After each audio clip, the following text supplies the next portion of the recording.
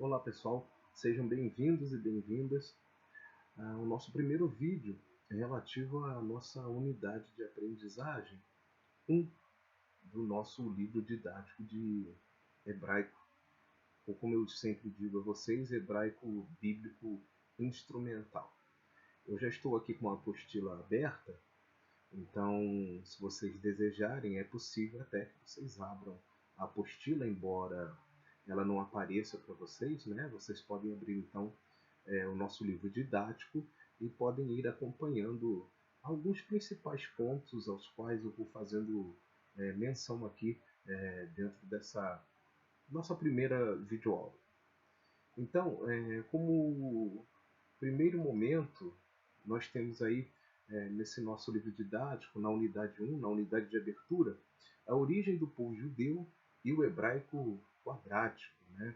Para poder falar um pouco de como essa língua, como essa escrita foi se desenvolvendo e acabou se tornando aquilo que nós conhecemos hoje como o hebraico quadrático. Antes de iniciar as principais temáticas relativas a essa unidade 1, eu vou diretamente lá para a nossa bibliografia dessa unidade 1 para dizer algumas questões interessantes para vocês. Dentro desse universo de gramáticas da língua hebraica, nós temos assim centenas, né, dezenas ou centenas de obras que são assim interessantes para o aprendizado do hebraico.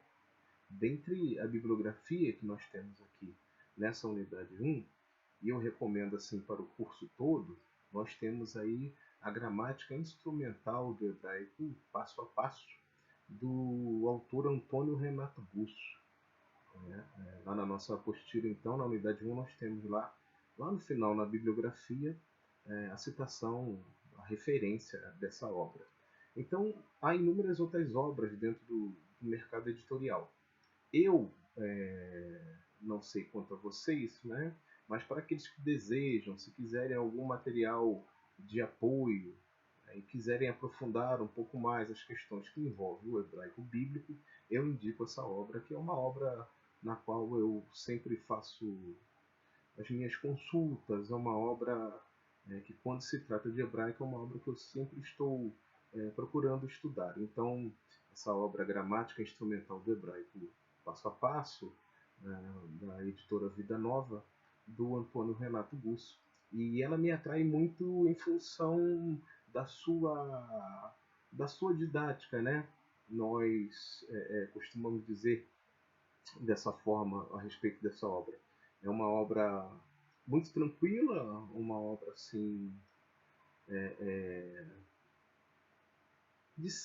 com certa facilidade.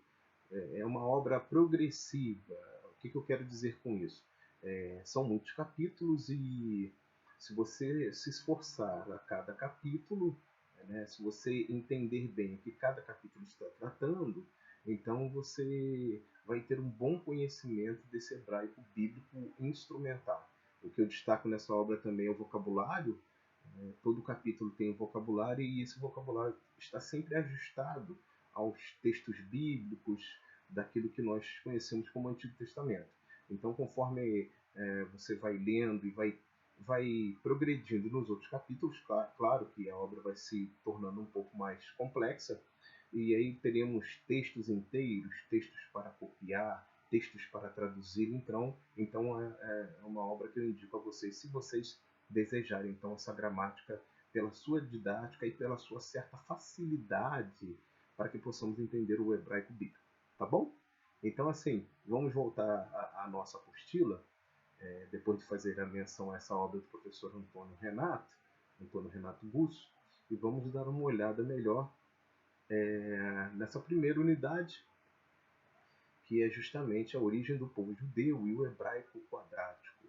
Num primeiro momento, no qual eu não vou ficar aqui dedicando muito tempo, vocês têm uma questão histórica, né? Como vocês podem perceber no sumário da nossa apostila aí, do nosso livro didático, né?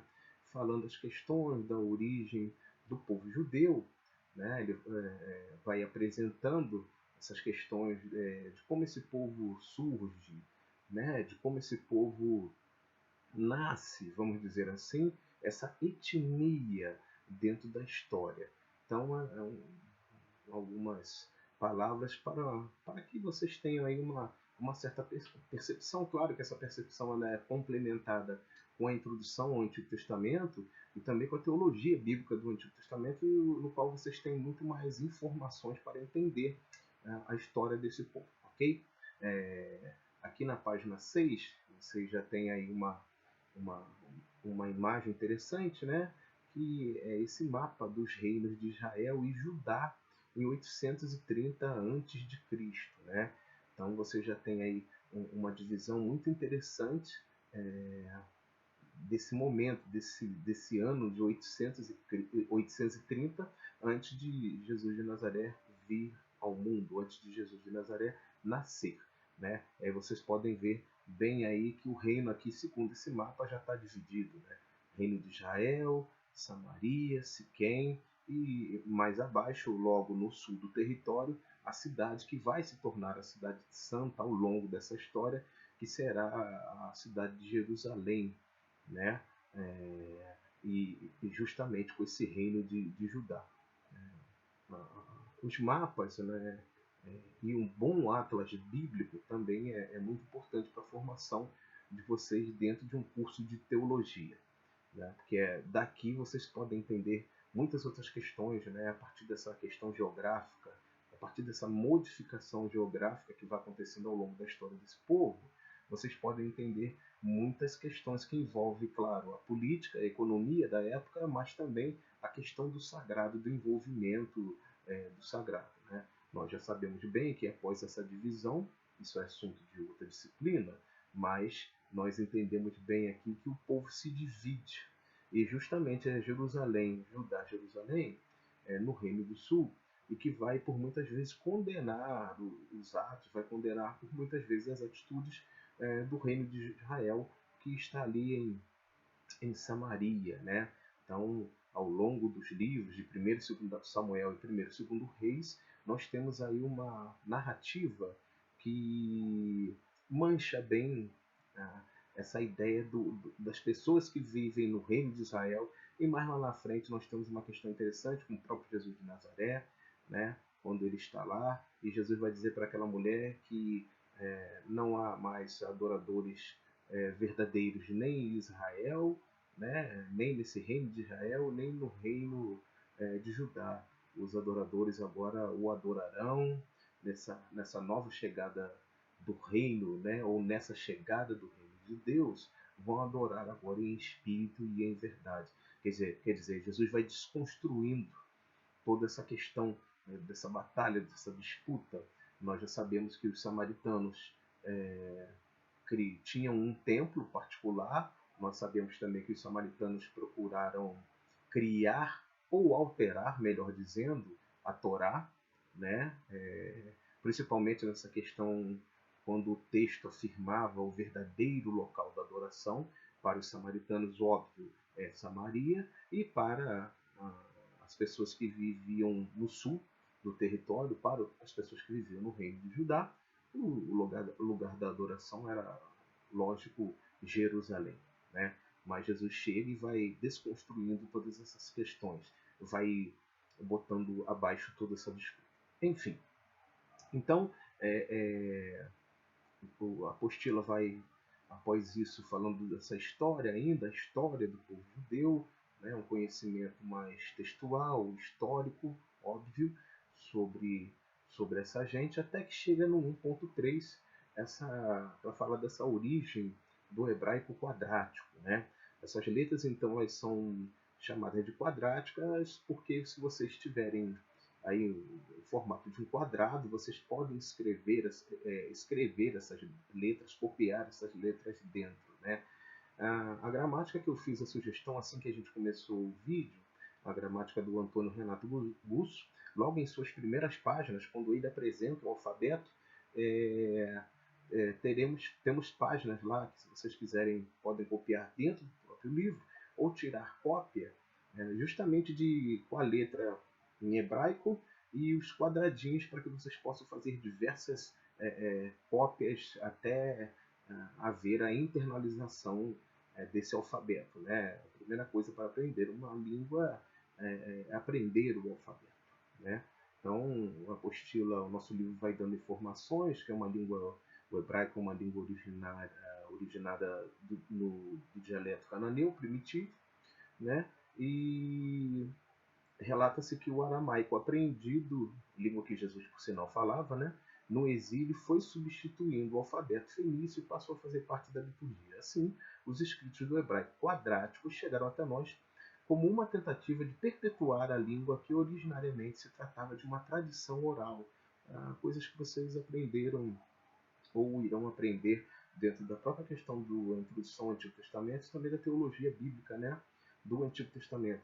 Em Israel, nós temos uma tradição, e assim como muitos outros povos, que foi primeiramente uma tradição oral, né? As questões eram muito mais verbalizadas, eram passadas de geração a geração, e essa escrita do hebraico é algo que chegou de forma mais tardia, podemos dizer assim, na história de Israel.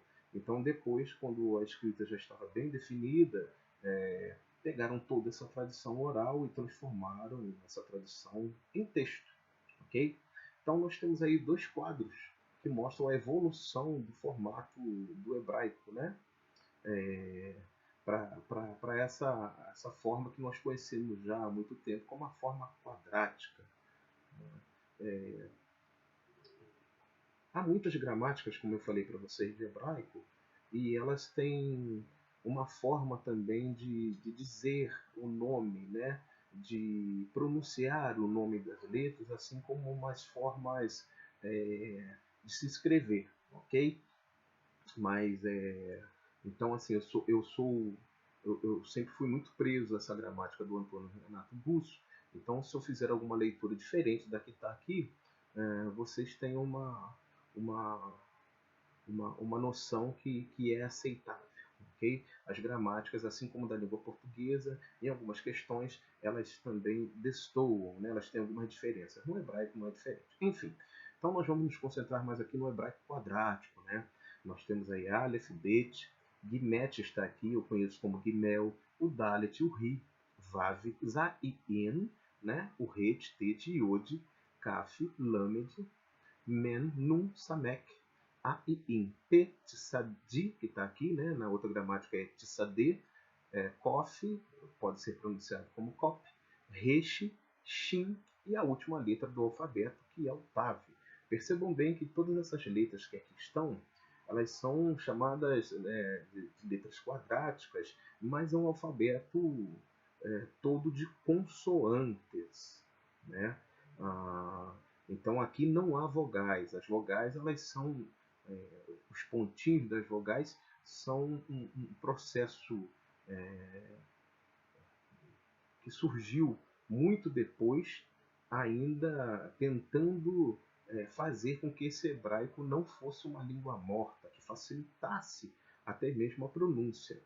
Nós sabemos que, de acordo com o nosso tronco aqui, da nossa língua, que é latino, há uma grande dificuldade realmente para nós lermos algumas palavras, mas o que mais importa dentro do aprendizado do hebraico não é tanto vocês aprenderem a ler, isso é importante, mas uma compreensão dessas palavras, do que elas significam dentro do texto bíblico, e por aí vai. Uma pronúncia corretíssima causa muita dificuldade, e não é tanto o ponto no qual nós, vamos dizer assim, precisamos nos preocupar, né? Certamente essa leitura que eu fiz aqui do alfabeto, há vídeos no YouTube, por exemplo, em outros canais, que vão dar aí uma pronúncia totalmente diferente, mas vocês podem se permitir a ficar com essas questões aqui, então, desse alfabeto quadrático, e percebendo aqui no caso dessa evolução. É só para a gente ter uma ideia que é um alfabeto quadrático, mas de consoantes. Esse alfabeto aqui, ele não tem, então, nenhuma vogal. As vogais estarão mais à frente para nós conhecermos, tá? Depois a apostila vai e foca nessas questões dos períodos, né? a respeito do que nós temos como meses do ano, mas o que eles entendem por período, né? Nissan, março e abril, né? Iyar, abril e maio, que aí tem a prática do Pessah, né? Da Páscoa, e aí é muito interessante para a gente perceber, né?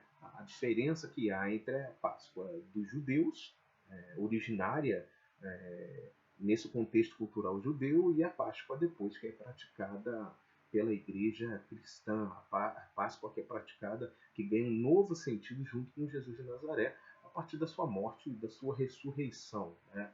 Então, isso já nos dá também uma, uma ideia de como há um renovo, um acréscimo também nas festas no calendário judeu para o calendário cristão, né?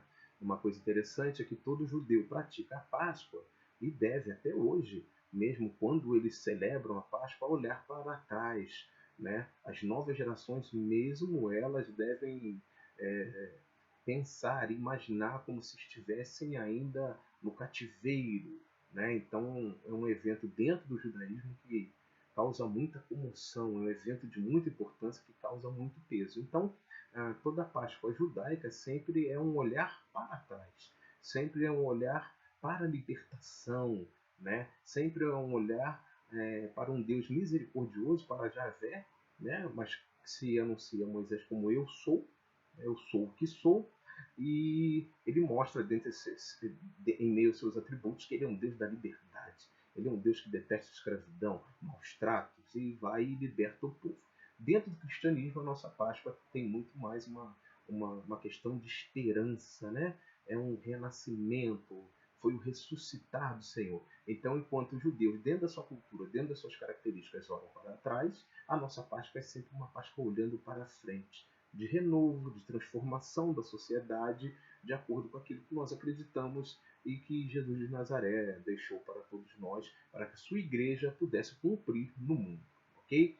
E aí nós temos os outros meses que vão sendo falados aqui, né? E colocando algumas questões embaixo, né? Para que a gente tenha uma ideia do sentido desse calendário, né, judaico, para aquele povo, para aquela cultura, e a gente tem uma ideia de como as coisas são diferentes, a própria contagem dos anos é diferente e por aí vai, ok?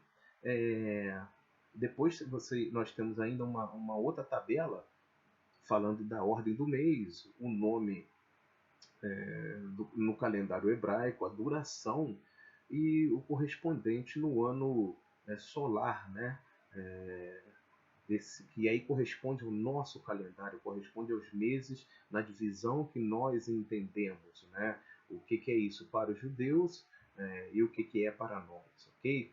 Então é uma questão de informação que já vai trazendo essas diferenças que então são diferenças culturais. Depois saiba mais na prática. E aí nós temos aqui um exemplo que ilustra bem essa questão do calendário, né? Que a apostila bota na página 3 aí, que é o texto de Esther, né? Verso 9, do 1 a 4. E no 12º mês, que é o mês de Adar, no dia 13 do mesmo mês em que chegou a palavra do rei e a sua ordem para se executar.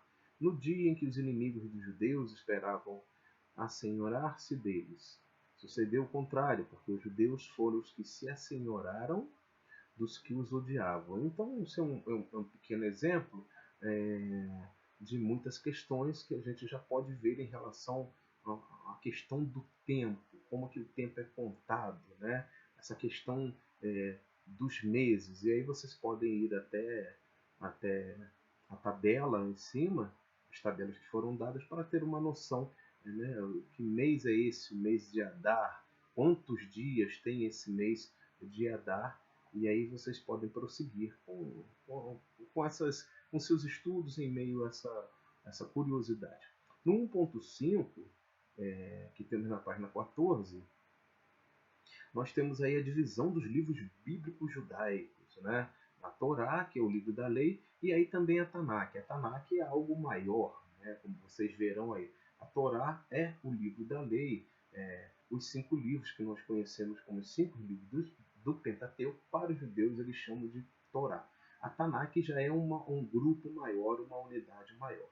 Então, a professora colocou aqui, né, a professora Alba, que elaborou esse livro didático, e já coloca aqui, né, se vocês já ouviram falar então em Tanakh e Torá. Talvez poucos tenham ouvido falar de Tanakh e muito mais de Torá, né?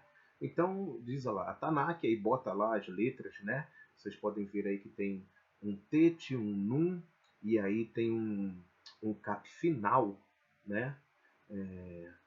Lendo, claro, que eu esqueci desse detalhe, o hebraico é sempre lido da direita para a esquerda, né? Então nós temos tet, nun e um cap final para formar essa palavra Tanakh. É uma palavra do hebraico formada pelas iniciais das palavras Torá, Neviim e Ketuvim, que respectivamente significam lei, profetas e escritos. Observem bem que Torá está no singular, Neviim é um plural hebraico e Ketuvim é outro plural hebraico. A lei no singular, profetas e escritos. Esses livros formam o que a gente conhece como a Bíblia hebraica, mas nós veremos mais à frente que o que eles entendem, né, e nasceu primeiro neles, na sua cultura, como livros proféticos escritos, tem uma grande diferença em relação ao que a igreja cristã entende por ser escritos, livros proféticos. A única separação que não haverá nenhum tipo de discussão é justamente em relação à Torá, à lei, né?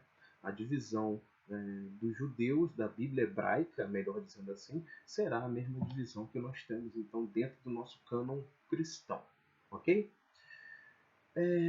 A lei representada pela Torá, está aqui escrito Torá, como eu disse para vocês aqui, né? Sem nós verbalizamos e tem aqui a vocalização, como se tivessem as vogais aqui, mas o nome Torá, por exemplo, está ali todo no.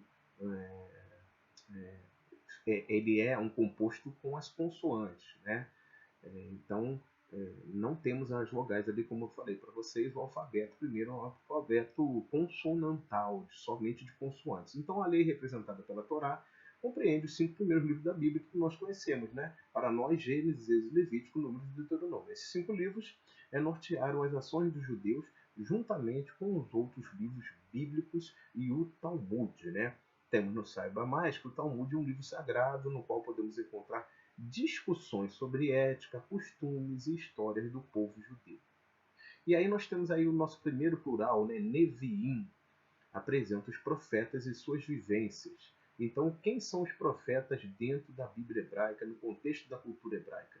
Josué, Samuel, Reis, Isaías, Jeremias e etc. Ketuvim, né, que são os escritos, né, que para eles incluem Salmos, Jó, Provérbios, Ruth, Cântico dos Cânticos, Eclesiastes, etc. Nós veremos mais à frente. Assim fica fácil identificar que a Tanakh é o Antigo Testamento como um todo, e a Torá representa apenas os 5 primeiros livros. Eu acho que quanto a isso eu não tenho dificuldade. Então vamos passar agora para essa questão que envolve e aí o nome dos livros bíblicos, né? Ainda nessa concepção só de consoantes, nós vocalizamos, mas ainda não aprendemos aqui, segundo a dinâmica da nossa apostila, do nosso livro didático, como colocar as vogais, as semivogais, né? Para a gente poder verbalizar. Mas nós sabemos que o primeiro livro bíblico, né? Isso é muito conhecido, todo estudante de hebraico inicia logo por esse primeiro livro da Bíblia, nós conhecemos como Gênesis, mas dentro da Bíblia hebraica, para os judeus, é o Bereshit. Né? É a primeira, inclusive, frase, né? O primeiro versículo. Se vocês abrirem a Bíblia hebraica, está lá, Bereshit bara Elohim. Ou seja, essa ideia que no princípio, né, criou Deus. Essa ideia do verbo bará, que, se eu não me engano, é um verbo que só pode ser associado ao verbo hebraico, portanto, que só pode ser associado ao próprio Criador, ao próprio Yahvé, ao próprio Javé. Embora, isso é uma outra discussão, muito interessante, né? o texto não diz que Yahvé é o Javé que criou. Tem aí a ideia de Elohim, né? Então era um nome, uma forma também de se chamar a Deus nessa construção desse povo, do seu contexto, da sua historicidade, até que o momento se chega a Yahvé e que não pode falar mais, não se pode pronunciar esse nome, porque ele é muito santo, ele é muito sagrado, e aí se opta pela forma Javé, né? Nós observamos já nos primeiros capítulos da Bíblia hebraica, em que nós temos aí então Elohim, e depois nós temos outras combinações, se eu não me engano, Yahvé, Elohim, e conforme o tempo vai passando, numa leitura atenta, nós vamos perceber que esses nomes vão desaparecendo até que fique unicamente Javé, né? Por muitas vezes chamado de Javé dos exércitos, em relação à libertação do Êxodo, em relação a todas as narrativas que têm esse conteúdo bélico, essa questão dos combates. Então observamos a seta, né? Você observa a seta na imagem aí, né? Que o hebraico então é escrito da direita para a esquerda. Então temos a letra Bet, o Resh, o Aleph, o Shin, o Yod e por último Tav, né? Que aí vocalizando para a gente poder pensar melhor e pronunciar melhor, fica aí como Bereshit, né? E a apostila continua a colocar todos os nomes dos livros bíblicos, ok? E é muito legal. Olha o que a apostila bota aí para vocês, o livro didático. Ao lado nós temos uma transliteração. O que é transliterar? Transliterar é quando nós pegamos todas as letras de um alfabeto que nós não conhecemos, que não é da nossa etnia, que não é da nossa cultura, que é no caso o alfabeto hebraico, mas nós precisamos transliterar até mesmo para nós vocalizarmos, até mesmo para ter então a nossa verbalização. Então, tudo que vocês têm aí na forma das letras quadráticas, por exemplo, aí o Bereshit, está tudo colocado de alguma maneira na transliteração. Transliteração não é tradução. Novamente, transliteração não é tradução. Tradução é uma outra coisa. Então, Bereshit seria a forma como falaríamos a respeito do livro do Gênesis em hebraico. Bereshit, né? O Êxodo, que nós conhecemos como Êxodo, como Êxodo para eles seria o Shemot, e por aí vai, né? Então nós temos aí um quadro com o nome dos livros, né? Como os conhecemos na nossa língua portuguesa, Gênesis, Êxodo, Levítico, Número, Deuteronômio, Josué, Juízes e por aí vai. Depois nós temos a sua forma, os nomes com as letras quadráticas, ok? Em hebraico, e depois nós temos a transliteração, tá bom? Temos também um vídeo aí que vai nos apresentar a pronúncia desses livros, como eu falei para vocês, né? A pronúncia depende muito do material que o professor, que o aluno escolhe do livro.